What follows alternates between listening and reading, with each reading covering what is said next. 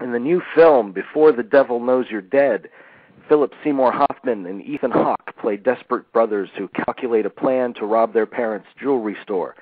When the robbery goes horribly wrong, the lives of the two brothers and their families are irrevocably changed.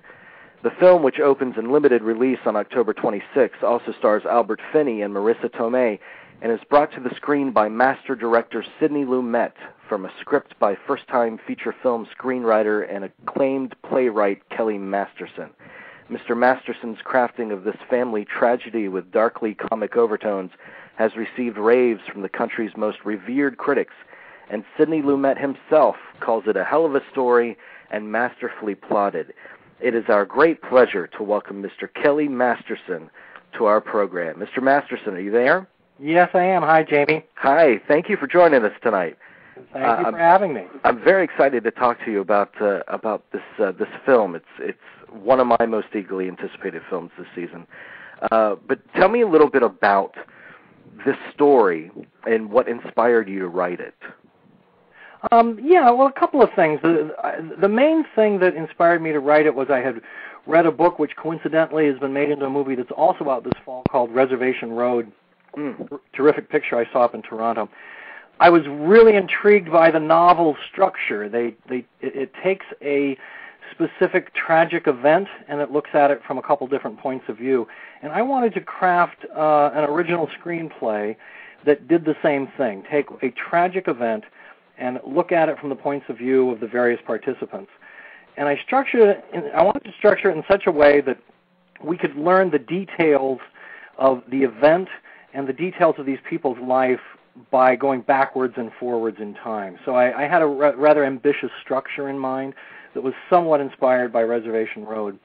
And the second thing I was really trying to do when I sat down to start work on that script was I really wanted to explore compulsive obsessive behavior in characters, where they are just sort of drawn along in a series of blunders by their own inability to break their patterns of behavior. Yeah. So each of the three main characters in it from the various points of view that we see have a particular compulsion that just draws them along, and it informs all of their horrible decisions until finally, they meet some sort of tragic end.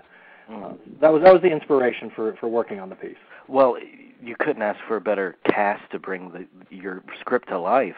I absolutely could not ask for a better cast to bring my script. Did you write this with particular actors or a particular director in mind? No, not really. I always had fantasies about who would play it and who might direct it. And I never dreamed as big as I got. Early on, I really liked the idea of Philip Seymour Hoffman, but oddly not for the part he ended up playing. Early on, when it was in development with a couple of different production companies, they talked about Philip Seymour Hoffman playing the part of Hank that is actually played by Ethan Hawke. Yeah. And I was absolutely thrilled with the idea. And when Mr. Lumet came on board, he offered the script to Philip Seymour Hoffman and said, whichever role you want to play, you can play. And Phil chose to do the older brother of Andy. It was an interesting choice, and I didn't understand it at first, but now having seen the film, I just can't imagine anybody else in the part. He is fantastic. I wonder about that, though, if writers, if it's helpful or if it's a hindrance to picture particular actors for the parts you're writing. Do you find that to be helpful or a hindrance? Yeah, I've done both. Like, for example, on this script, I did not have people in mind. So it really was, my work was informed more by what my goals were and what my agenda was. Yeah. And more recently, I've written a script with a very particular actor in mind, and find that it drives me because I know that actor's work. It also maybe takes me off course a bit, and maybe it limits me to a certain extent. So there's certainly an advantage and a disadvantage to having someone very particular in mind. Yeah. Well, the title, it's taken from an old Irish toast. Yes. Is it? May you be in heaven a half an hour before the devil knows you're dead. Yes. Now, how does that speak to the themes of the story? Well, the idea, the conceit behind it is all of these people are trying to get away with something, and hopefully they can get away with it. But if they don't, maybe they can still sneak into heaven before the devil knows they're dead. I like the title because it's ironic and it's Irish. I'm Irish. My characters are Irish. But I also love the sort of sense of suspense and ominous overtones that it has. You just might die, and if you do, make sure you get off the earth quickly because the devil is coming for you. Mm-hmm. It's a terrific title. It just draws you in right away. Now Lumet has said that this is a melodrama in that the story itself defines the characters. Do you agree with that?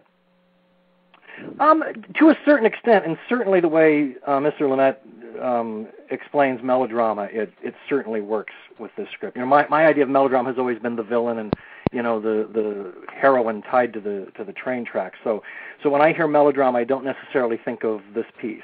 Right. But the way he talks about events shaping which directions the characters go, once the story starts rolling along, these characters are just sucked in, and they roll along, and they react. It's not a proactive sort of decision-making process on their part. So from that point of view, and in Mr. Lumet's definition of a melodrama, it is that. Mm. So how did you get your script into the hands of Lumet? Well, I've heard 3 different stories. So tell us yours. Let me tell you the one I like the most. Okay. All right. Because I don't really know which is true. Brian Lindsay, who is one of the producers, he and Michael Sorenzi had actually optioned it from me and worked on it for a few years before Mr. Lumet got involved. Had attached a different director to it who then fell out of the project. And they had some financing in place, and they were looking to quickly attach a new director to it, and they were looking for names. They wanted to get a list of names from Peter Berg at ICM.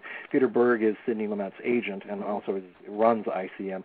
So they wanted what they really wanted was a list of available directors. But they figured the best way to ask Mr. Berg that was to call him up and say, we'd like to offer it to Sidney Lumet. And then when Sidney turned it down, then they would say, well, since Sidney isn't available, who is? Mm-hmm. But what happened was Mr. Berg got the script to Mr. Lumet, and Mr. Lumet called Brian Lindsay and Michael Sorenzi within a week and said he wanted to do it. Oh, what a dream. Yeah, what a dream. Isn't that amazing? And he's 83 years old. He's made some of the great classic films of all time, and they say that he is just, after viewing this film, he is just as energetic and vital as he's ever been, which is amazing. Absolutely. Can you imagine what a ride it is for a first-time screenwriter to get someone as legendary and as brilliant as Mr. Lumet to direct? I can't imagine, and especially someone who, I get the sense from him that he has real respect for the writing, but it's very surprising to me. I think I read that he let it slip in an interview last week that he's never actually met you. Jamie, did you have to bring that up? Yeah, he did. He did say that, and I have been in contact with him since. And we did meet. We met on the set. Okay. I guess I'm not all that memorable, but luckily my script is memorable, and he devoted himself, heart and soul to bringing that to life. The only thing I can say to explain that is that what he has told me is that he suffers from tunnel vision, and he is so devoted to getting the work out of the actors and getting the work in the can that everything else is peripheral. Mm-hmm. And I'm happy to be peripheral in his process because of what the end product of what he's put up there on the screen. Oh, absolutely. Now you come from a theatrical background, playwriting background, correct? Yes. What's the difference between the playwriting discipline and the screenplay form? Well, I think when I sit down at the computer, I don't think there's a whole lot of difference. It's a different discipline. I have different rules that I have to follow. But as far as my work, I don't necessarily take it. I don't necessarily think there's all that big a difference. The process of getting it from page to final product is enormously different. Theater is so collaborative. The writer is involved, heavily in all aspects of it, and all through the rehearsal process. Whereas with at least my experience on Before the Devil Knows You're Dead is that I was very involved in the upfront work, mm-hmm. and once Mr. Lumet took over the reins, my work was done. Yeah, Mr. Lumet took the ball and ran with it after that. So the process, of course, I find very different. Yeah. Do you miss that sense of collaboration when it comes to your film work so far? Yes, very much. I'm hoping that second and third time out of the gate, I'm going to be a little more involved and be able to participate more. As a first-time screenwriter, though, especially given the final product that Mr. Lumet came up with, I have no regrets. Yeah, and it's definitely for a first-time screenwriter, it's definitely a big leg up. Yeah, this is a big prestige project here. Just amazing talent involved in this. Were you always wanting to get into film writing? No, I wrote for the stage and wanted to write for the stage. Love the theater, and always meant to be that. I wrote a few scripts that had some limited success in regional theater and off Broadway, and I adapted them to the screen, which sort of gave me that bridge. And had the luck to sell one of them. Right. But Before the Devil Knows You're Dead is the first time I took a crack at just writing for the screen. And given the success I've had with it, I guess it was probably a pretty good move on my part. Yeah, absolutely. Now, tell me a little bit about writing, about the process of writing. First of all, when did you first catch the writing bug? Had you always known that writing was something that you wanted to pursue? No, I wanted to be an actor. Gosh, I still do. I was a dime a dozen 2-bit actor who came to New York and wanted to make it big, and didn't. So began writing mostly to write stuff for myself and for my friends, and found that I really got off on the creative process of creating characters and creating stories, and find that that's much more satisfying to me than acting ever had been. Well, it seems like the writing process itself is such a solitary endeavor. Do you relish that during the process of writing? Yes, I do. I like the solitude of it, and I like you get to be God. Yeah. You get to create everything, every decision you get to make. And there's always a wonderful moment, hopefully it comes before page 10, where the characters start talking to you. Yeah. And you realize that even though you gave it birth, it's alive. It's in your imagination, but it's alive and organic and growing, and you sort of follow that muse as it goes. I like the solitariness of it. I also like very much at the end of the day to have a creative community to share it with. Mm-hmm. And I really love the process, the rehearsal process, and seeing it up on its feet. Yeah. What for you is the most and the least satisfying aspect of the process? The rewrite. Oh gosh. That is without a doubt. And that's what they say that writing is. Writing is rewriting. Yes, and I'm remarkably lucky on Before the Devil Knows You're Dead because I wasn't subjected to much of that, but in some of my other projects I have been, and that's the painful part. The most satisfying, I got to tell you, and I've never ever had this before. I got to go to Toronto when we screened up there, and to sit in an enormous auditorium with 1,500 really close friends who gasp, and you can feel the tension and the suspense in the air. I've never experienced anything like it. It's absolutely remarkable. It received raves from Toronto. Everywhere you turn, I just read the Entertainment Weekly write-up where they had 2 critics giving different perspectives on it, and they were just blown away by the film. What kind of audience reaction have you heard from that screening? Across the board, excellent. which is mind blowing. Yeah. It's an intense piece. It's dark, and so I'm not prepared for it to be embraced quite as warmly as it appears to be so far. I'm thrilled at it. I'm just amazed that it's happening. We have a call. Would you like to accept a call? Sure. We have a call from a 417 area code 417. Go right ahead. Hello. Hello. My name's Kelly, and I'm 8 years old. Was High School Musical a good movie? All right. I think that was a prank call. That was our first. That was our first official prank call, Mr. Masterson. Congratulations! Yeah. Thank you. I am so honored. And wow, we got that. That's wonderful. Actually, that's probably our second prank call, maybe. I'm not sure. Well, Mr. Masterson, do you think that High School Musical is a good movie? Let's get that out of the way. I got to tell you, I watched it for what it is. It's terrific. It's a juggernaut. Tell me a little bit about the theater business today. Is it in a good state? I'd like to see more American writers getting some opportunities.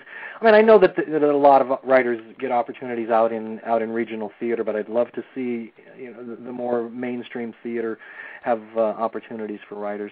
I came to New York at a time when that was sort of on the wane, and I regret that I wasn't here with Tennessee Williams and all the great writers of the 50s, 60s, 70s. Right. That's a good point. When you started Mr. Masterson, this is Aaron, co-host. When you started this now transitioning kind of into the screenwriting thing, did you look at certain playwrights who had started straddling both of those worlds? I mean, obviously, the most blatant example is someone like David Mamet, or Sam Shepard, who go back and forth.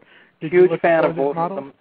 Yeah, as well as Aaron Sorkin, I think. Aaron Sorkin is another one. Yes. I think when I landed in New York, A Few Good Men was on Broadway. Yeah. So I sort of watched him make that transition. And then, for the last 10 years, I guess the biggest name of the later years of theater, I guess, is someone like Neil LaBute, who still goes back and forth. And also terrific stuff.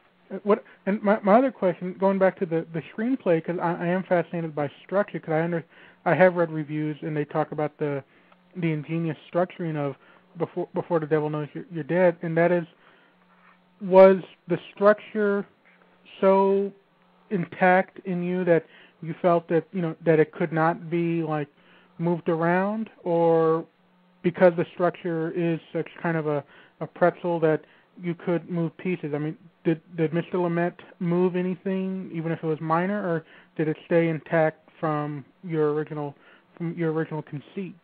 Yeah, it pretty much stayed intact. I mean, Mr. Lumet added quite a bit of his own touches and his own writing. He made a couple of important changes in terms of relationships in the script, but the structure he pretty much left alone. I don't think that it's unmovable, and I've also given some thought to some comments that I've read about it, perhaps being able to be told just in a straight storyline. And I think it actually could. I think what drew me to it was to just keep, look at it as if it was a little bit of a kaleidoscope. I just wanted to keep changing the angle each time a little bit.